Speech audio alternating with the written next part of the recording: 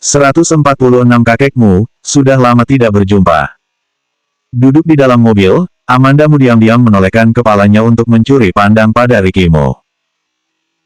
Ricky Mo hanya memandang lurus ke depan dan fokus menyetir, tapi sepertinya ia memiliki mata di atas kepalanya karena tiba-tiba bertanya, "Kenapa melihatku?" Tidak, Amanda Mu dengan cepat memalingkan kepalanya. Ia merasa Ricky Mo adalah seseorang yang sangat hebat. Setelah kakekmu kembali ke negara ini, keluargamu bisa saja menelepon Amanda Mu dan memintanya untuk datang makan bersama, tapi tidak harus siang hari ini, bukan? Apalagi kalau mereka hanya menduga, bukankah seharusnya mereka menelepon untuk meminta persetujuannya? Sedangkan Ricky Mo langsung datang menjemputnya, menandakan bahwa ia tidak memiliki rasa ragu sedikit pun dan ia tidak merasa dugaannya akan salah. Ia benar-benar adalah seseorang yang sangat percaya diri. Kedua orang itu dengan cepat sampai di rumah keluargamu. Ketika para pelayan penjaga pintu melihat Amanda Mu, mereka membungkuk dengan hormat dan menyapa nona ketiga. Amanda Mu langsung menuntun Ricky Mo ke dalam. Tidak ada siapapun di ruang tamu, namun terdengar suara dari dapur. "Amanda, kamu pulang." Novia Xiao berjalan keluar dari dapur dan begitu melihat Amanda Mu, matanya menyipit karena tersenyum. Amanda Mu menyapa, "Ibu." Setelah berjalan mendekat, Novia Xiao baru melihat Ricky Mo yang berdiri di belakang Amanda Mu. Perawakan pria itu sudah banyak berubah. Novia Xiao melirik Ricky Mo, lalu menarik Amanda Mu dengan keras dan berjalan menjauh ke tepi. "Amanda, kenapa kamu membawanya pulang? Apa yang kamu lakukan, kamu dan ia?" Sepertinya Novia Xiao merasa kata-kata berikutnya sulit untuk diucapkan. Ia berhenti sejenak lalu berujar lagi, "Meskipun kamu memiliki hubungan yang tidak biasa dengannya, tapi kamu juga tidak bisa seenaknya membawanya pulang. Bagaimana kalau Ricky tahu? Bagaimana kalau Ricky Mo tahu?" "Entahlah, lagi pula, pria itu sendiri yang ingin datang. Bagaimana lagi, kalau ia tahu ia tahu," jawab Amanda Mu tidak peduli. Novia Xiao masih mengira Ricky Mo adalah Charles Mo, sehingga ketika ia melihat Amanda Mu membawanya pulang, ia mengira ada hubungan yang tidak biasa di antara mereka. Meskipun begitu, terlihat jelas sikap Novia Xiao tidaklah sama dengan sebelumnya. Sebelumnya, ia akan selalu memarahi Amanda Mu apabila melihat putrinya dengan Charles Mo. Sekarang, walaupun masih terdengar tanda ia tidak setuju dalam nada bicaranya, tapi sebenarnya Novia Xiao hanya khawatir apabila Ricky Mo memergokinya. Perubahan sikap ini benar-benar menarik. Amanda Mu tidak berniat berkelit dengan Novia Xiao lebih lanjut dalam masalah ini sehingga ia langsung bertanya, "Kakek di mana?" "Ia dan Ricky Mo ingin bertemu dengan kakekmu. Di ruang membaca di lantai atas." "Aku antarkan," jawab Novia Xiao dan berjalan menaiki tangga. Belum juga berjalan 2 langkah, Novia Xiao menolehkan kepalanya dan melihat Charles Mo yang berjalan di belakang Amanda Mu. Raut wajahnya pun berubah, "Amanda, kamu." Sepertinya Amanda Mu belum bisa membaca pikiran Novia Xiao sehingga ia hanya bertanya, "Ada apa?" Novia Xiao jarang sekali berujar dengan tegas seperti ini, "Silakan Tuan Mo duduk di ruang tamu dan minum teh. Amanda hanya naik untuk bertemu dengan kakeknya saja, secepatnya akan turun lagi." "Tidak masalah, aku pergi bersamanya saja," jawab Ricky Mo datar. Ia lalu dengan segera menarik tangan Amanda Mu dan berjalan menaiki tangga. Rumah keluargamu dibangun pada sebidang tanah yang dibeli kakekmu saat masa mudanya. Rumah ini sangat besar dan ada banyak kamar di lantai 2. Ricky Mo pun bertanya, "Di mana ruang baca kakekmu?" Walaupun kakekmu akhir-akhir ini tinggal di luar negeri, tapi ia masih menggunakan ruang baca di rumah keluargamu. Sesekali, akan ada pelayan yang datang dan membersihkan ruangan ini. Di sini. Amanda Mu membawa Ricky Mo sampai di pintu ruang baca kakekmu.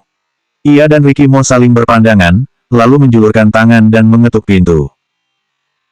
Dari dalam terdengar sebuah suara seseorang yang sudah tua namun masih bertenaga, "Masuk." Amanda Mu mendorong pintu hingga terbuka. Matanya menangkap sosok kakeknya yang sedang berdiri di depan rak buku sambil membalikan lembaran sebuah buku yang berada dalam genggamannya.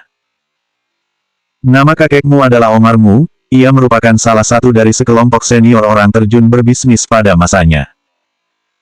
Punya keberanian dan pengetahuan, tapi tidak memiliki otak bisnis. Dapat dilihat bahwa kakekmu menjaga penampilannya dalam beberapa tahun terakhir dengan baik. Meskipun rambutnya sudah menipis, tapi rambutnya tersisir rapi. Sepasang kacamata membaca bertengger dan ia mengenakan kemeja yang rapi beserta rompi. Terlihat seperti seorang profesor senior di sebuah universitas. Pada dasarnya, Amandamu tidak memiliki kesan apapun terhadap Omarmu. Kali ini dengan melihatnya berdiri, ia akhirnya memiliki kesadaran terkait kakeknya. Amandamu pun menyapa dengan lantang, "Kakek." Mendengar suara Amandamu, Omarmu pun menengadahkan kepalanya dan menatapnya. Meskipun ia sudah berusia lebih dari 70 tahun, tapi sepasang matanya masih sangat tajam. Ia menatap mata Amandamu dengan tatapan asing sesaat, lalu berpikir sejenak, dan akhirnya berujar, "Cucu ketiga." Amanda. Istilah, cucu ketiga, ini terdengar sangat akrab. Amandamu menganggukkan kepalanya, "Ya kakek, ini aku. Ketika aku pergi, kamu baru sebesar ini," ujar Omarmu sambil membandingkan dengan tinggi meja, "dalam sekejap, kamu sudah tumbuh sebesar ini." Omarmu berjalan memutari meja dan menghampiri Amandamu, raut wajahnya terlihat emosional. Tepat pada saat itu, ia baru menyadari keberadaan Ricky Mo di belakang Amandamu. Mata Omarmu seketika menegang, raut wajahnya berubah. Ricky Mo mengambil satu langkah mendekat, memberikan Omarmu kesempatan untuk melihatnya dengan lebih jelas. Ia lalu berujar pelan, "Kakekmu, sudah lama tidak berjumpa." Raut wajah Omarmu berubah beberapa kali sebelum akhirnya menjadi tenang dan bertanya dengan ragu, "Kamu Ricky Mo?" "Ya." Ricky Mo mengangkat sedikit bibirnya tapi tidak ada senyum yang menghiasi wajahnya. Suasana di dalam ruangan itu mendadak menjadi dingin. Amandamu tidak menyangka kakeknya ternyata mengenal Ricky Mo. "Kamu." Omarmu hendak mengatakan sesuatu, ketika tiba-tiba terdengar suara pelayan dari luar, "Tuan, sekarang waktunya makan." "Lebih baik makan dulu." Omarmu melirik Ricky Mo sekilas, lalu membalikkan tubuhnya dan berjalan keluar. Amandamu menatap Ricky Mo dan berjalan bersamanya di belakang lalu bertanya padanya, "Kamu dan kakek pernah saling bertemu sebelumnya? Kakek masih mengenalimu?" Ricky Mo tidak menampiknya dan justru mengakui dengan cepat, "Iya." Ketika Amandamu dan yang lain sampai di ruang makan, ternyata ketiga orang anggota keluargamu lainnya sudah duduk. Melihat Amandamu membawa Charles Mo kembali ke rumah keluargamu, Siskamu pun tidak dapat menahan diri untuk tidak menyindir, "Amanda, hari ini kita makan sekeluarga. Untuk apa kamu membawa orang luar datang?" Walaupun rupa Charles Mo tampan, tapi tidak ada getaran ketertarikan di antara mereka. Sekarang, wanita itu sedang melirik Peter Si dan merasa Peter Si memiliki jabatan yang lebih tinggi dibandingkan Charles Mo. Jadi, tentu saja Siskamu malas untuk melirik Charles Mo.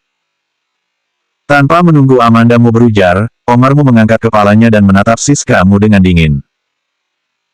Walaupun Omarmu juga menyayangi Siskamu dan saudaranya, tapi ia tidak memanjakan mereka membabi buta seperti Kelvinmu. Ia justru lebih tegas. Siskamu juga sedikit takut dengan kakeknya sehingga ia langsung menundukkan kepala dan tidak berani bersuara lagi.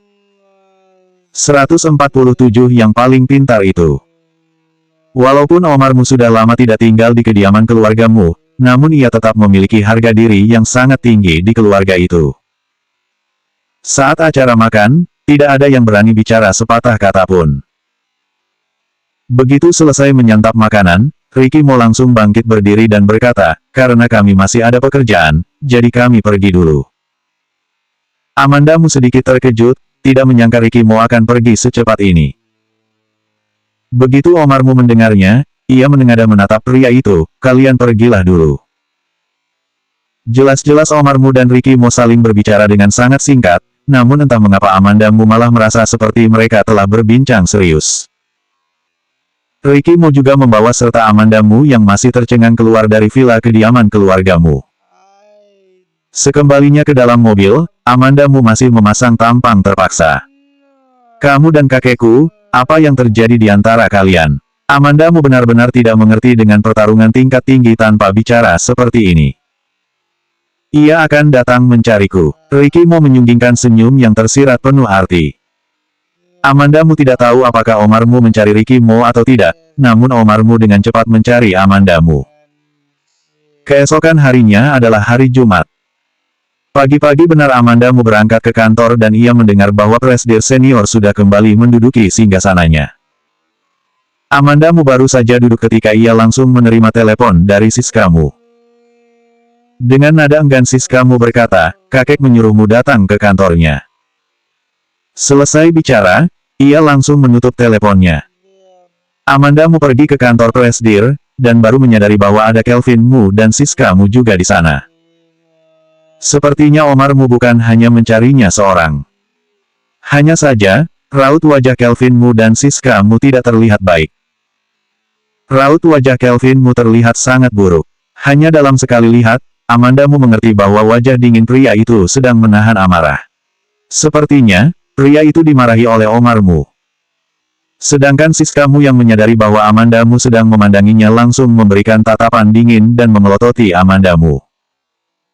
Omarmu sepertinya tidak menangkap gerakan kecil mereka. Ia menyapa Amandamu dan menyuruhnya duduk. Amanda, duduklah. Ini membuat hati Amandamu semakin tidak karuan. Kelvin Mu dan Siskamu sedang berdiri, namun Omarmu malah menyuruhnya duduk seorang diri. Jangan pedulikan mereka, duduklah. Aku ingin bertanya sedikit padamu. Saat sorot mata Omarmu jatuh pada Kelvin Mu, ia menggeram dingin, dasar anak pembawa sial. Dengan perkataan yang seperti itu, Amandamu hanya bisa menurut dan duduk. Kamu telah diperlakukan buruk dalam beberapa tahun belakangan ini di keluargamu, dan aku sudah tahu semua perbuatan mereka. Ternyata hal ini yang ingin dibicarakan Omarmu. Hal ini membuat Amandamu merasa sedikit terkejut. Ia tidak dapat menebak dengan pasti maksud perkataan Omarmu, sehingga hanya bisa mengikuti alur pembicaraannya. Tidak apa, semua adalah keluarga. Tidak ada yang menyusahkan ataupun disusahkan. Karena Amandamu tidak yakin akan maksud perkataan Omarmu, ia pun tidak mengatakan isi hati yang sebenarnya. Omarmu menggeleng, aku pergi di saat kamu masih kecil, namun aku juga tidak menyangka malah kamulah yang paling pintar di antara ketiga anak ini. Yang paling pintar. Hati kecil Amandamu tiba-tiba melonjak, ia merasa sedikit tidak aman. Apakah Omarmu telah mengetahui sesuatu? Kakak-kakak semuanya sangat hebat. Aku tidak sebanding dengan mereka. Amandamu merendahkan matanya, tidak berani menatap mata Omarmu. Amanda adalah anak yang murah hati. Omarmu tiba-tiba tertawa, mengangkat tangannya dan mengibaskannya sambil berkata, Kelvin dan Siska, kalian berdua keluar dulu. Baik. Walaupun Siskamu merasa tidak senang hati, namun ia hanya bisa patuh dan keluar terlebih dahulu. Tepat sebelum keluar, ia tidak lupa memelototi Amandamu dengan marah. Dulu kakek paling menyayanginya, tapi barusan, kakeknya bukan hanya memarahinya melainkan juga memuji Amandamu si wanita brengsek itu.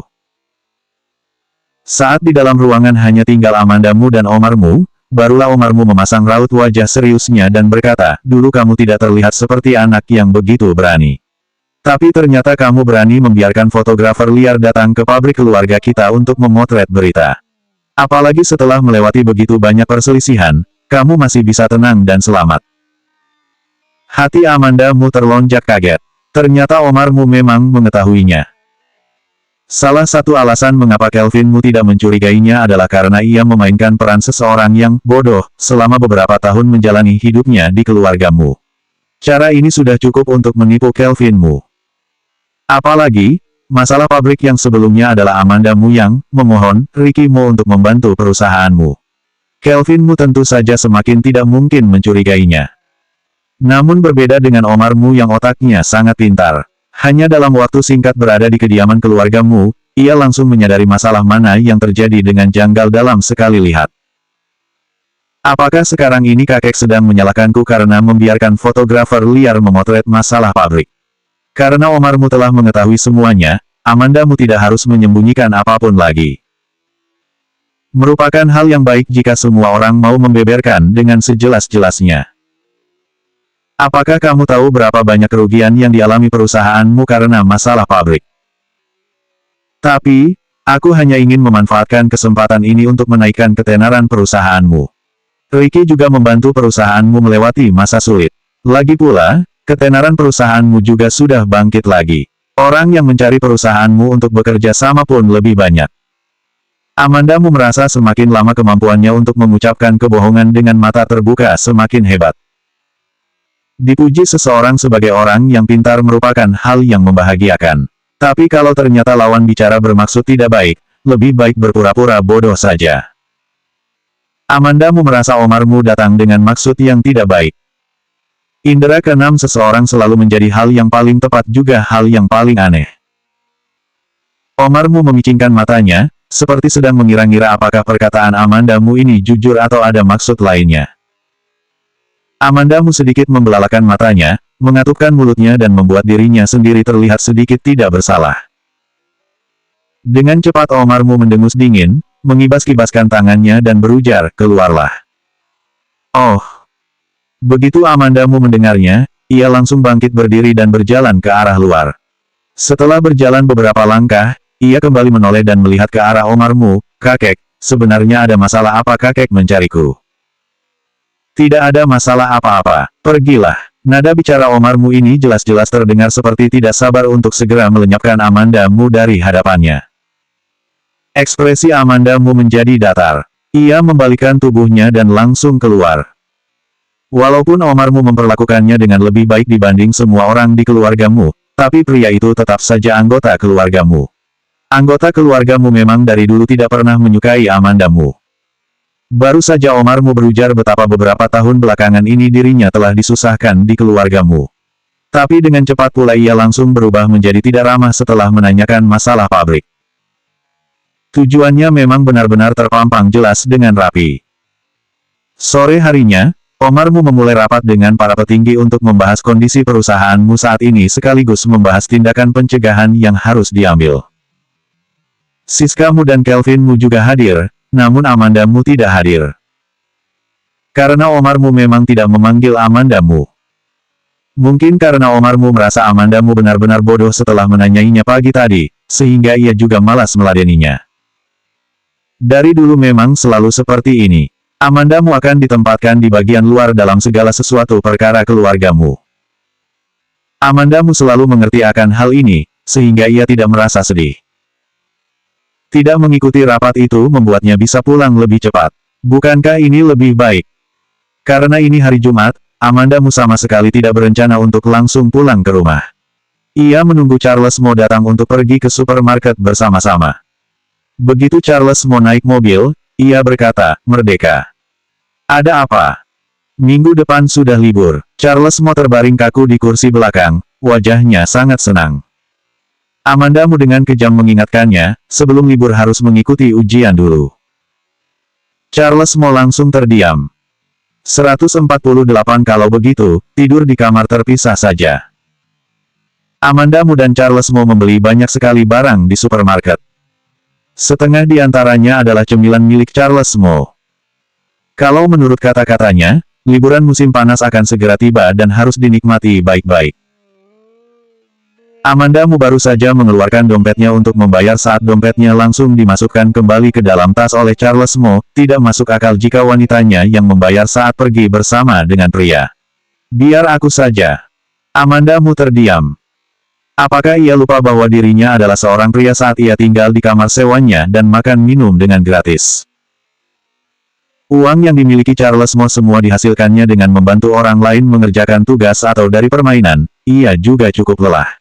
Tentu saja Amandamu tidak tega menghamburkan uang pria itu, tapi sayangnya ia juga tidak berhasil membujuk Charles Mo.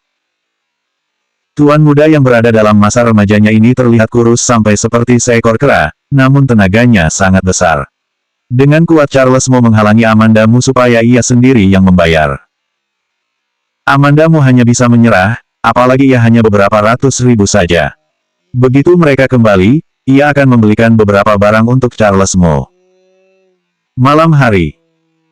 Amandamu baru saja meletakkan lauk pauk yang sudah selesai dimasak di atas meja saat ia melihat Ricky Mo yang dari luar berjalan masuk ke ruang makan dengan raut wajah yang tidak senang. Amandamu bertanya, kenapa? Paman bilang besok malam ia akan mengadakan suatu perjamuan makan malam di Jade Imperial dan ia disuruh membawamu ikut. Tidak tahu dari mana Charles Mo muncul dan langsung menjawab pertanyaan Amandamu.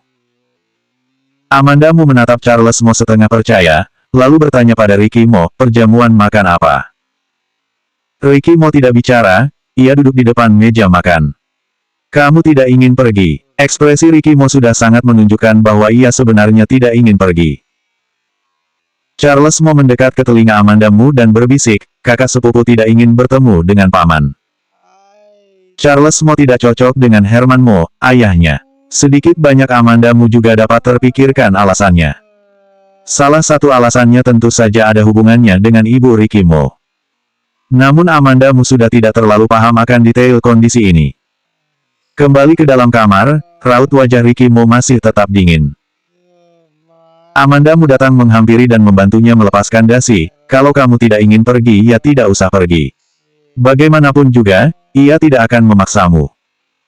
Ricky Mo sedikit membungkuk untuk menyelaraskan dengan tinggi-tinggi Amanda Mu supaya wanita itu mudah melepaskan dasinya. Akan tetapi bersamaan dengan ia membungkukkan tubuh, sepasang lengannya merangkul pinggang wanitanya dengan hasrat memiliki. Amanda Mu memelototinya tanpa bisa berkata apa-apa, lepaskan.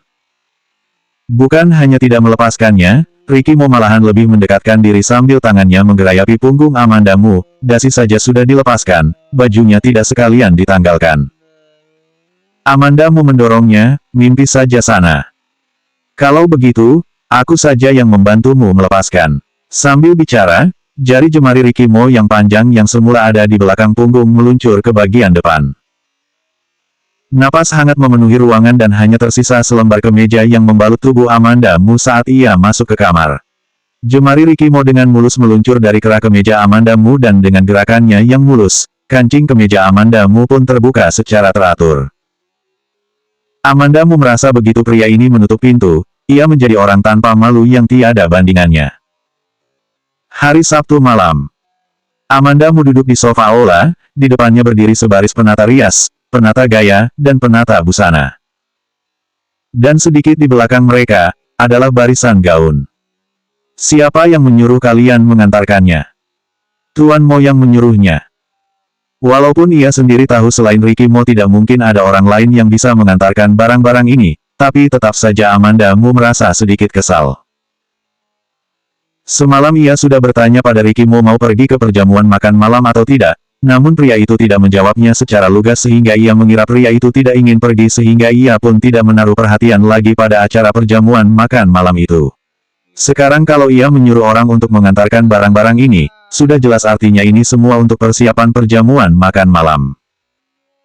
Sedangkan Amanda Mu malah sama sekali tidak ada persiapan. Nyonya, kita tidak punya banyak waktu. Apakah sebaiknya kita mencoba baju-baju ini sekarang? Ujar sang penata gaya. Tidak perlu terburu-buru, tunggu sebentar lagi. Selesai Amanda Mu bicara, ia mengeluarkan ponselnya untuk menelepon Ricky Mo. Tepat pada saat ia mengeluarkan ponselnya, Ricky Mo ternyata meneleponnya terlebih dahulu. Amanda Mu mengangkat teleponnya namun tidak bersuara. Ricky Mo yang ada di ujung telepon sana pun terdiam sejenak, kemudian berkata, kamu sudah mencoba bajunya? Belum. Sebelah tangan Amanda Mu memegang ponselnya sedangkan yang sebelah lagi memainkan kukunya dengan asal, nada suaranya terdengar masa bodoh. Ricky Mo tentu saja dapat mendengar ketidaksenangan hati wanita itu. Ia seperti tertawa ringan sejenak kemudian berkata, anggap saja aku memohon kepadamu sekali ini untuk menghadiri perjamuan makan malam. Aku akan mengabulkanmu satu permohonan. Gerakan Amanda Mu yang memainkan kukunya pun terhenti, lalu bertanya, sungguh? Ya, Ricky Mo menyetujui. Amanda menegakkan postur duduknya, menyunggingkan senyum, dan berkata, kalau begitu, tidur di kamar terpisah saja. Tidak mungkin, Ricky Mo langsung menolak permintaannya. Amanda Mu pun kembali bersandar di sofa, tahu pria ini tidak mungkin semudah itu menyetujuinya. Kalau begitu, tidak ada yang bisa didiskusikan lagi. Aku tidak akan pergi ke perjamuan makan malam. Siapa yang tidak akan marah? Walaupun Ricky Mo tiba-tiba memutuskan untuk pergi, tapi bagaimanapun juga seharusnya pria itu memberitahunya lebih dulu, bukan? Masa seperti ini, langsung mengantarkan segerombol penata rias datang, bahkan tidak menanyakan pendapatnya, dan menggantikannya membuat keputusan. Siapa yang memberikan hak padanya? Kalau Ricky Mo menyuruhnya pergi, maka ia harus pergi. Tidak salah Ricky Mo bersikap percaya diri, tapi kediktatorannya terlalu kuat. Sedangkan Amanda Mu tidaklah sama seperti Novia Xiao. Ia tidak bisa melakukan apa yang Novia Xiao lakukan, di mana Kelvin Mu mengatur semua kehidupannya. Bukan hanya tidak pernah mengeluh, tapi malah masih dapat merasa bahagia di tengah-tengah kehidupannya. Amanda Mu langsung menutup telepon. Ia melihat ke arah barisan para penata rias dan busana yang berdiri di depannya lalu berkata, "Kalian pulanglah, aku tidak membutuhkan barang-barang ini."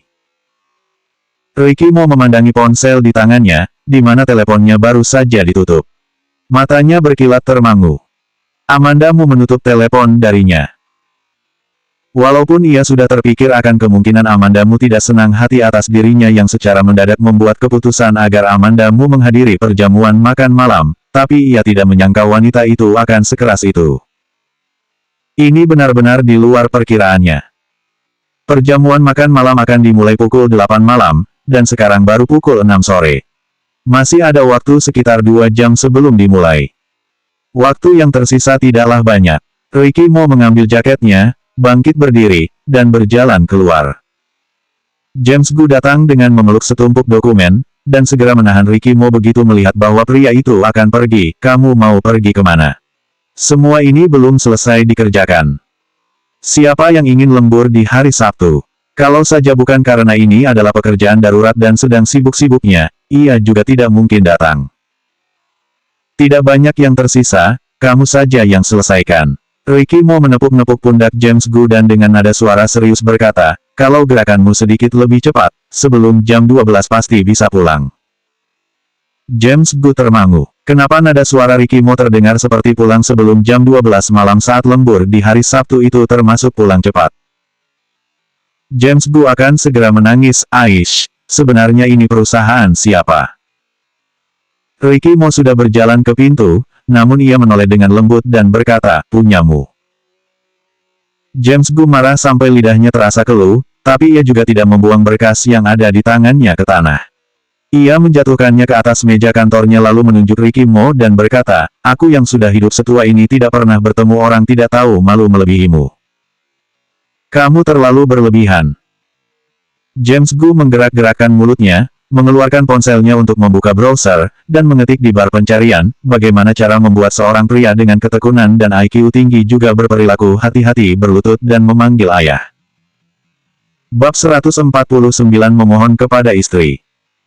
Dalam pencariannya, James Gu menyadari bahwa ternyata ada lumayan banyak pertanyaan sejenis. Hasil komentarnya kebanyakan adalah seperti di bawah ini. "Kamu sendiri yang memposting sudah berlutut berapa lama memanggilnya ayah? Tidak mungkin, bahkan sebelum kamu menyuruh lawanmu berlutut, kamu sudah berlutut duluan. Mimpi." Dulu pernah ada seseorang yang juga menanyakan pertanyaan ini, kemudian ia mati. James Gu terdiam.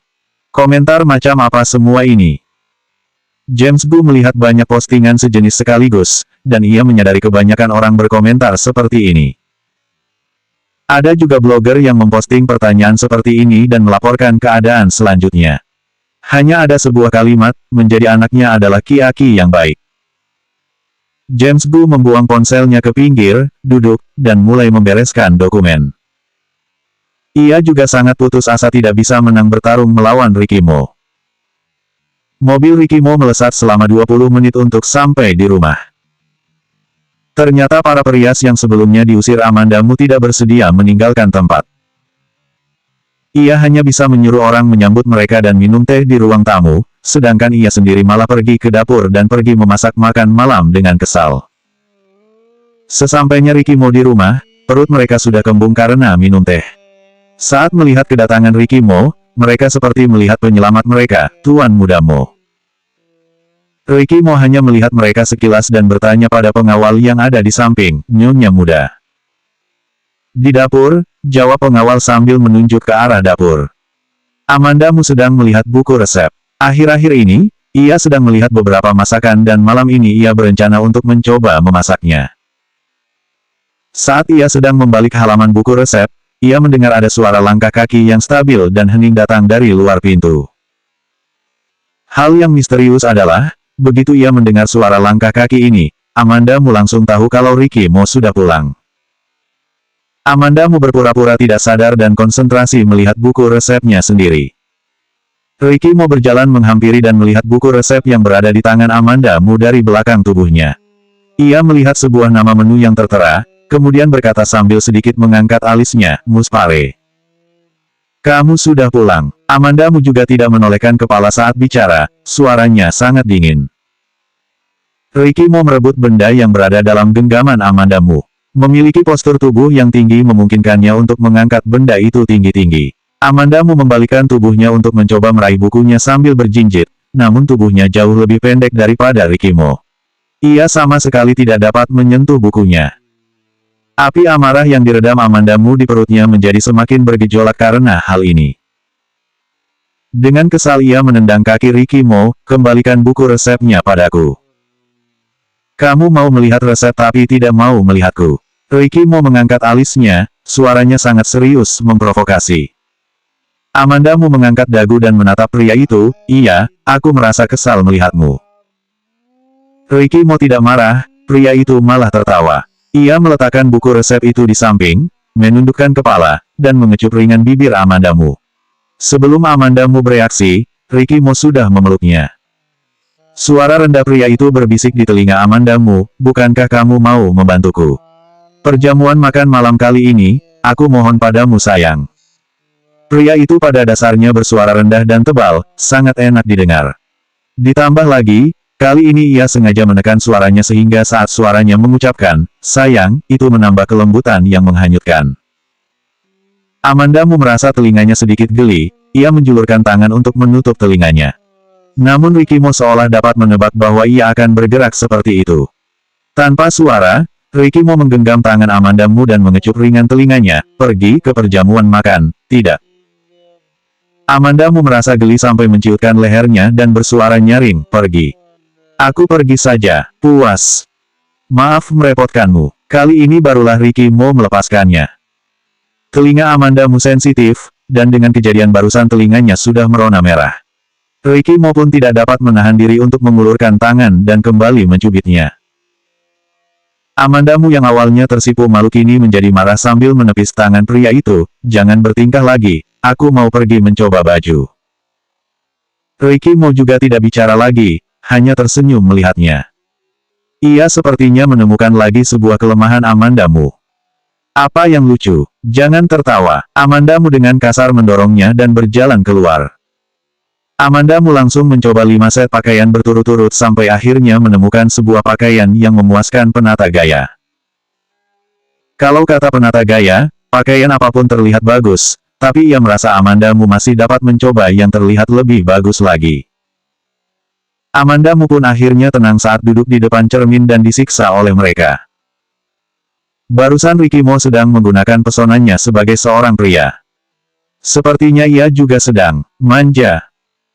Jika dilihat dari gabungan wajah dingin dan kelam Ricky Mo sebelumnya, sepertinya ia benar-benar bisa dianggap sedang manja saat pria itu sebelumnya memeluknya dan dengan suara ringan memanggilnya, "sayang."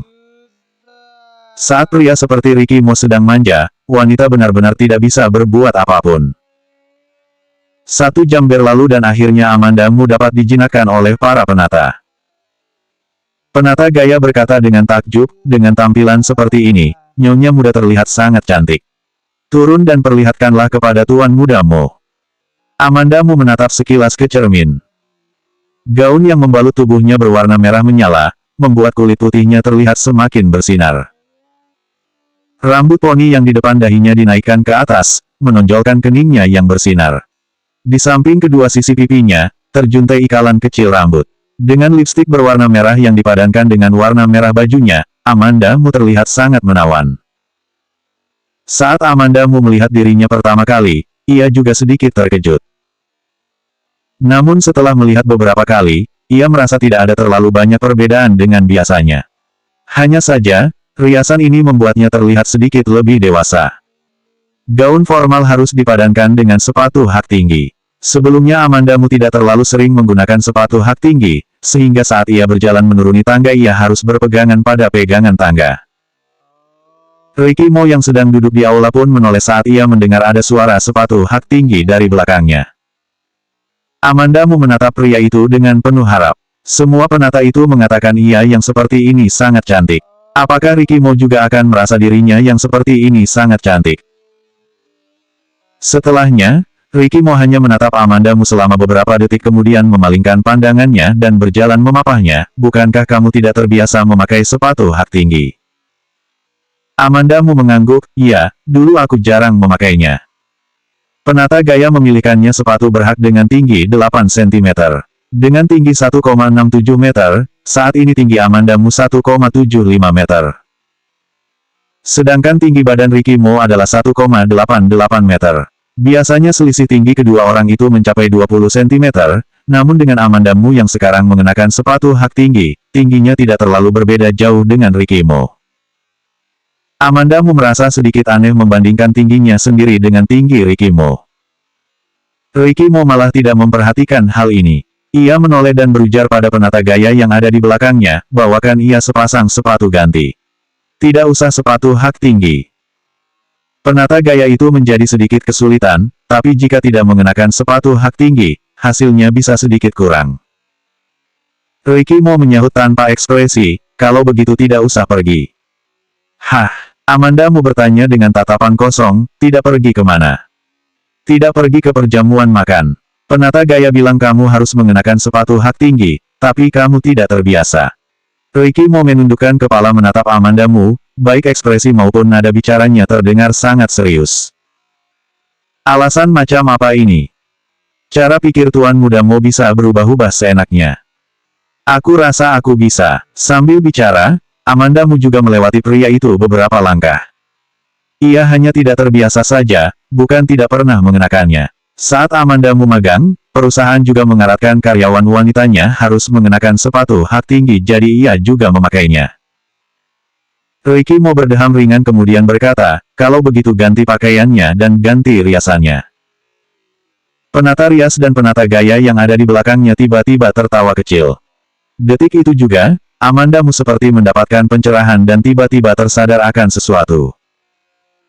150 terlalu hanyut dalam perasaan dan menjadi leluasa. Amandamu menjulurkan tangan ke bibirnya dan tersenyum kecil. Ia lalu berujar dengan serius, aku rasa gaun ini sudah bagus, riasannya juga sangat cantik. Penata rias dan penata gaya yang kamu carikan semua sangat lihai, penglihatanmu sangat baik. Ricky Mo menatapnya datar tanpa ekspresi dan tidak bicara apapun. Walaupun aku tidak terbiasa mengenakan sepatu hak tinggi, tapi demi dirimu, aku bisa menahannya. Nada bicara Amandamu terdengar semakin serius. Selesai bicara, ia menepuk-nepuk pundak Ricky Mo, sudah tidak banyak waktu lagi, aku bisa terlambat kalau tidak segera berangkat. Aku akan pulang lebih awal. Melihat Ricky Mo yang berwajah dingin, untuk pertama kalinya Amandamu tidak merasa kecewa. Hatinya justru merasa cukup senang. Tepat pada saat itu, Charles Mo masuk dari luar. Ia membuat janji dengan teman sekolahnya untuk keluar bermain basket, kemudian mereka mendaki gunung dengan naik sepeda. Ia mengenakan baju yang menyerap keringat tapi ia yang baru pulang ini masih saja mandi keringat. Charles Mo masuk sambil menggendong bolanya dan dalam sekejap ia langsung melihat Amandamu. Wah, bola yang ada di genggamannya langsung jatuh, kakak sepupu. Ternyata kakak memanfaatkan waktu saat Kak Amanda tidak di rumah untuk membawa wanita lain pulang. Amandamu terdiam. Ricky Mo menoleh dan melihat Charles Mo sekilas. Ia memicingkan matanya dan entah apa yang direnungkannya, tapi itu membuat Charles Mo gemetar. Sudahlah, aku mau berangkat. Amandamu langsung berjalan keluar. Saat melewati sisi Charles Mo, ia berujar, cepat kembali ke kamar untuk mandi dan ganti baju. Udaranya dingin, jangan sampai flu. Baru pada saat itu Charles Mo menyadarinya, Kak Amanda. Dengan wajah terkejut, ia menatap Amandamu, mau pergi kemana berdandan secantik ini. Memang anak kecil adalah yang paling jujur. Pergi menghadiri perjamuan malam. Sambil menjawab, Amandamu sambil berjalan keluar. Charles Mo menggaruk-garuk kepalanya, oh. Ia memutar arah kepalanya dan bertanya pada Ricky Mo, perjamuan malam yang diadakan paman itu ya. Bukankah sebelumnya kakak sepupu bilang tidak mau hadir? Sekarang malah mau hadir. Raut wajah Ricky Mo terlihat tidak senang, tidak pergi. Bertahun-tahun lamanya ia terus-menerus menyembunyikan identitasnya adalah demi menyelidiki masalah ibunya. Kalau ia tiba-tiba muncul di hadapan semua orang, pasti akan menarik perhatian banyak orang. Sampai saat itu tiba, tidaklah mudah untuk melakukan berbagai macam hal. Sedangkan Herman Mo bisa menyuruhnya datang membawa Amanda Mu menghadiri perjamuan malam adalah karena pria itu ingin tahu seberapa akrab Ricky Mo dengan Amanda Mu, juga ingin tahu apakah Ricky Mo setuju membawa Amanda Mu pergi menghadiri perjamuan makan. Kebetulan, hal ini bisa sekalian memberikan identitas untuk Amanda Mu. Perjamuan malam yang diadakan keluarga Mo mengundang orang-orang kalangan papan atas. Setelah Amanda Mu pergi menghadirinya, semua orang pasti tahu ialah Nyonya Muda Mo. Ricky Mo ingin memberikan identitas, Nyonya Muda Mo, pada Amanda Mu, tapi dalam hatinya, masalah ibunya jauh lebih penting. Itu adalah kesalahan dan visi yang harus ia tanggung seumur hidupnya. Charles Mo yang tidak tahu betapa banyaknya pikiran yang melintas di benak Ricky Mo pun diam-diam berjalan ke sisi pria itu dan berujar, kalau begitu, kakak sepupu membiarkan Kak Amanda pergi seorang diri. Aku beritahu, jangankan pria lain. Teman-teman sekelasku semuanya menyukai Kak Amanda yang seperti itu. Hati Ricky Mo yang awalnya memang sudah tidak senang menjadi semakin suram setelah Charles Mo berujar demikian. Saat ia melihat wanita itu turun, Ricky Mo sudah tidak ingin Amanda Mu menghadiri perjamuan malam apapun. Ia adalah wanitanya seorang. Ricky Mo juga tahu bahwa ia memiliki sifat posesif yang sangat kuat. Tapi ketika buah pikiran ini terbersit, ia sendiri pun terkejut. Ia boleh tertarik dengan Amanda Mu, ia juga boleh memperlakukannya dengan baik. Tapi ia tidak boleh membiarkan hatinya menjadi leluasa seperti ini. Selain menjadi istrinya, Amanda Mu juga adalah Nyonya Muda Mo. Ia harus menyelidiki dengan jelas rencana penculikan waktu itu. Ia harus memastikan jalan yang dilalui bukan jalan yang datar. Ia tidak bisa terlalu hanyut dalam perasaan dan menjadi leluasa. Jadi, ia masih membiarkan wanita itu pergi. Kalau begitu, aku juga pergi ke perjamuan malam apa itu. Aku akan membantumu mengawasi Kak Amanda. Tidak perlu. Selesai bicara, Ricky Mo langsung berjalan ke atas tanpa menoleh kembali. Hanya saja, ia baru menaiki dua anak tangga ketika ia kembali menoleh ke arah penata gaya dan tangannya memberikan sebuah isyarat. Kemampuan mata penata gaya itu sangat hebat. Ia bersama penata rias bersama-sama maju dan menangkap Charles Mo. Mereka hendak melucuti pakaiannya. Sialan, apa yang kalian lakukan? Charles Mo ketakutan melihat mereka, aku belum dewasa. Apa yang mau kalian lakukan padaku? Mereka sama sekali tidak mempedulikan apa yang Charles Mo katakan. Setelah menanggalkan pakaiannya, mereka mengenakan kemeja padanya serta jas. Sepupu tuan muda, celananya mau dilepaskan sendiri atau mau kami bantu? Pria atau wanita aku tidak sudi. Aku sendiri saja. Charles Mo langsung mengambil celana dan berlari masuk ke kamar. Perjamuan makan malam itu diselenggarakan di sebuah hotel bintang 7. Begitu Amanda Mu turun dari mobil, ia melihat Santo. Saat sebelumnya ia pergi menemui Herman Mo, Santo lah yang menjemputnya sehingga Amanda Mu memiliki sedikit kesan terhadap pria itu. Begitu Santo melihatnya, pria itu melangkah maju selangkah, membungkuk hormat, dan menyapa, Nyonya Muda. Santo, jawab Amanda Mu sambil tersenyum. Wajah serius Santo memperlihatkan sebuah ekspresi yang lembut. Ia kembali menegakkan kepala dan melihat ke arah belakang Amanda Mu. Amanda Mu langsung menjelaskan, hanya aku seorang yang datang. Rick. Belum juga Amanda Mu menyelesaikan kalimatnya, perkataannya dipotong oleh suara seorang remaja yang terdengar tidak asing di telinganya. Masih ada aku, Kak Amanda, tunggu aku. CKIIT. Suara mobil yang direm dengan sangat mendadak terdengar. Donisi yang berdiri di belakang Amanda Mu mengambil satu langkah ke samping untuk menghalangi debu yang berhembus karena mobil yang direm mendadak itu. Charles Mo yang mengenakan satu setel jas yang berpotongan pas di tubuhnya pun melompat turun dari mobil sambil bergaya sok keren. Tapi, ketampanannya itu bahkan tidak bertahan sampai 3 detik karena ia langsung berlari ke pinggir hamparan bunga dan muntah di sana. Hoek! Barusan supir itu melesatkan mobilnya dengan sangat cepat seperti terbang. Walaupun Charles Mo pada dasarnya tidak mabuk kendaraan, namun ia akhirnya mabuk juga dengan gaya menyetir seperti itu. Amanda Mu menyuruh Donisi mengambilkan air dari dalam mobil. Ia juga mengambil tisu dan menghampiri Charles Mo untuk memberikan benda itu padanya. Ia menyerahkan tisu pada Charles Mo, menjulurkan tangannya, lalu menepuk-nepuk punggung remaja itu sambil berujar, "Bagaimana kamu bisa datang? Mereka mengganti bajuku, tapi aku sendiri mengganti celanaku. Aku datang dengan gaya yang kubuat."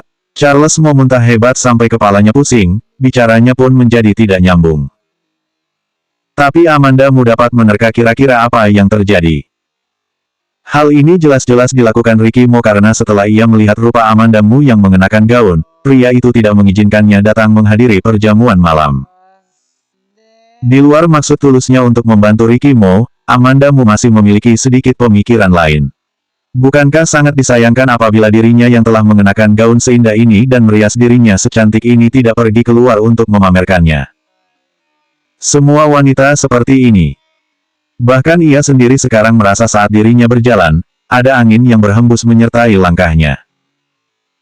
Sepertinya Ricky Mo masih tidak tenang untuk melepasnya, sehingga ia memaksa Charles Mo untuk datang. "Nyonya muda, air." Donisi mengantarkan air. Amanda Mu menerima dan memberikannya pada Charles Mo. Setelah Charles Mo merasa lebih baik, barulah ia berjalan ke dalam bersama dengan Amanda Mu. Santo tentu saja juga mengenali Charles Mo. Santo sangat terkejut, "Sepupu tuan muda, kapan kamu kembali ke kota J?" Pada awalnya, Charles Mo datang dengan diam-diam. Bahkan sampai sekarang, selain Peter Si dan Ricky Mo, tidak ada satupun anggota keluarga Mo lainnya yang mengetahui kepulangannya. Selanjutnya 151 mencari wanita pengganti.